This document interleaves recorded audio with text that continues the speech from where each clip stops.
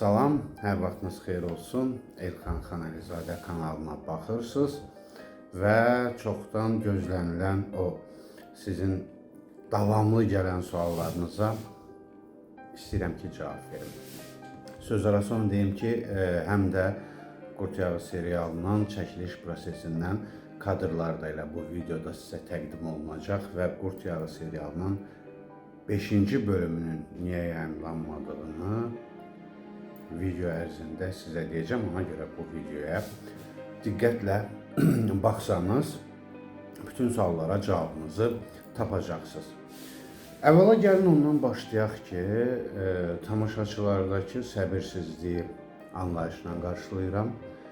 Həqiqətən bu çox yaxşı haldır ki, tamaşaçılar baxdığı ekran əsərinin davamını görmək istəyirlər, bilmək istəyirlər nə baş verir və həm də bu videoda işlərin çoxluğundan davamlı videolar sizə çəkməkdə çətinlik çəkdiyim üçün bu videoda bütün suallarınıza cavab verməyə çalışacağım.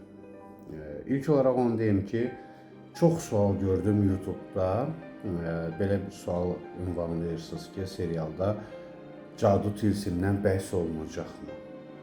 Serialın adının Qurd Yağı olmağı mənə elə gəlir ki, o demək deyil ki, bu serial cadu tilsimdən bəhs etməlidir. Yəni, şəxsən mən belə düşünmürəm.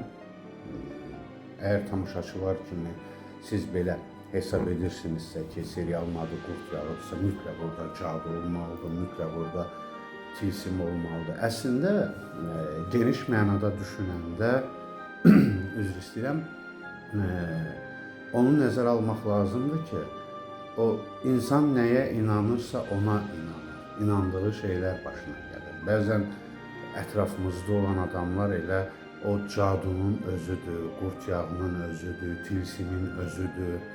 O olur belə bir fikir var ki, filan kəslə dolu dəryaya da getsən dəniz quruyar. Bax, o baxımdan deyirəm ki, yəni ətrafımızdakı insanlar əslində elə tilsimin, cadunun özüdür. Bunun üçün xüsusi bir falçı, nə bilim, kiminsə kart açmağı, kiminsə kasada, suda fala baxmağı, tilsim etməyinə ehtiyac yoxdur.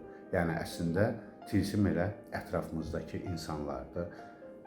Daha çox sonra belə bir tamaşaçı rəyləri mən görürəm şəxsən Elxan Xanəlizadə kanalındakı. Eyni simalardan yoruldum. Nə qədər eyni aktyorları çəkmək olar. Mən icazə verin sizlə razılaşmayım. Niyə?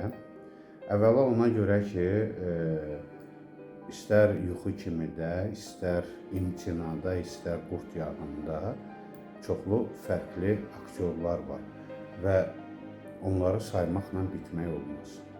İmtinada ümumiyyətlə demək olar ki, 90% aktyor, yəni yeni sima idi. Hansı ki, orada siz hamı şərhlərdə yazırdı ki, filan kəs olsun, filan kəs olsun. Məsəl üçün, Pərvanə xanım olsun, nə bilim, İlhamə Əhmədova olsun, Kamran Yunis olsun və oldu. Eyni proses getdi, indi Qurd Yağında görürəm, yazırlar, eyni simalar. Bəyəm imtinada olmayan nə qədər adam var burada? Ya Qurd Yağında olmayan nə qədər adam var burada? Hətta bəzən belə şərhləri qərəzli də adlandırmaq olar, açığını deyim sizə. Niyə? Çünki əgər 50%-i keçdisə yeni sima. Onların arasında xatırladım ki, yəni artıq gördüyünüzə görə nə qədər gənclər var. Ümumiyyətlə ilk dəfə şans verilən insanlar var. Yəni bu baxımdan yaradıcılara qarşı ədalətsizlik, belə deyək, etik deyil, həqiqətən etik deyil.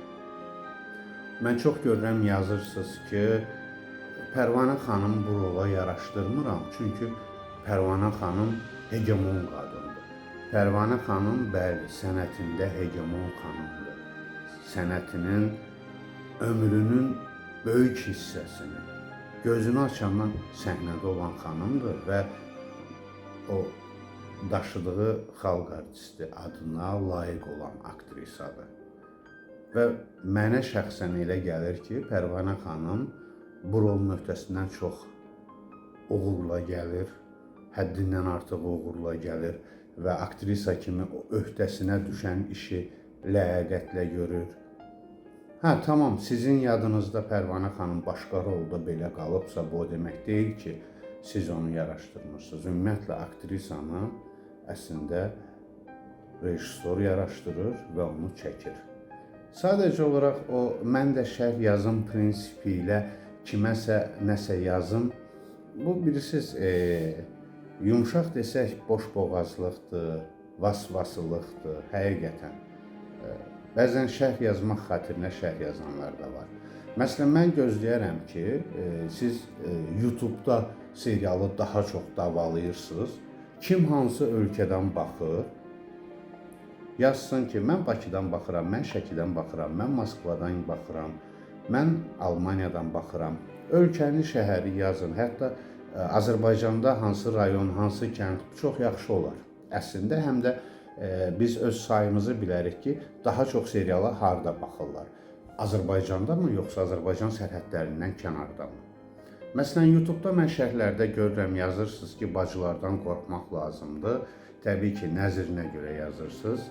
Mən sizə deyim, nə qədər mən peşəkar insanlardan İlham xanım haqqında, onun aktrisa bacarığı haqqında çox müsbət geri dönüşlər alıram və nə qədər dost tanış deyir ki, İlham xanımın bu boyda aktrisa diapazonunun olduğunu biz təsəvvür eləmirdik.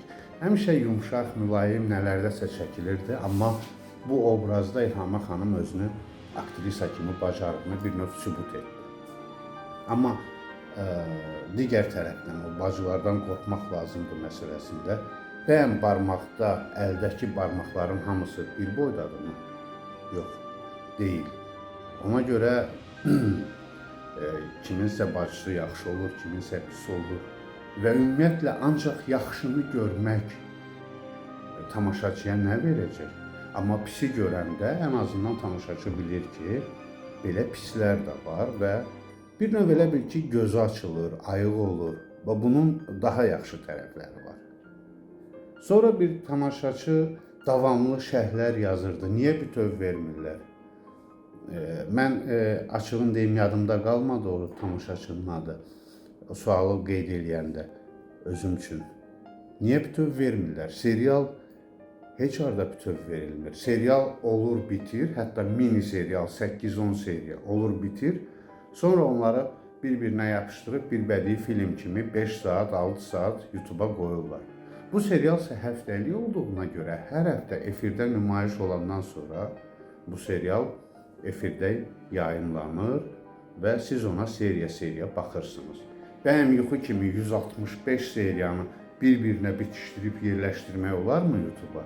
Ümumiyyətlə, insan ömrü çatarmı? Günlərlə, aylarla tərpənmədən seriala baxsın. Onun özündə heç maraq olmaz axı. Yəni, bu baxımdan tamaşaçılardan mən ədalətli, tamaşaçılardan heç kimin qəlbinə dəyməyən şərhlər açığın deyim, gözləyirəm. Yəni, hansısa aktrisanın, aktyorun qəlbinə dəymək, onun xarici görünüşünü ələ salmaq, yenə o sözü istəmirəm kobud səslənsin deyə narahat oluram, qeyri-etik deyil, deyirəm. Və gələk əsas məsələyə, Qurd Yağının 5-ci bölümü nə vaxt olacaq? Dekabr ayının 19-undan Qurd Yağı 1-ci bölümlə başlayır və 1, 2, 3, 4, ardınca isə artıq 5-ci bölüm, 6-cı, 7-ci belə ardıcıl şəkildə sizə təqdim olunacaq. Bundan sonra belə bir narahatçılığınız olmayacaq. Hər birinizə sevginizə görə, hər birinizə o səbrinizə görə təşəkkür edirəm. Serialın niyə yayımlanmadığına gələndə isə mən bunu Ayxanın günahı kimi qiymətləndirirəm. Çünki Ayxan çox kapriz etdi çəkilişlərdə və nəticədə çəkilişlərə biz fasilə verməli olduq.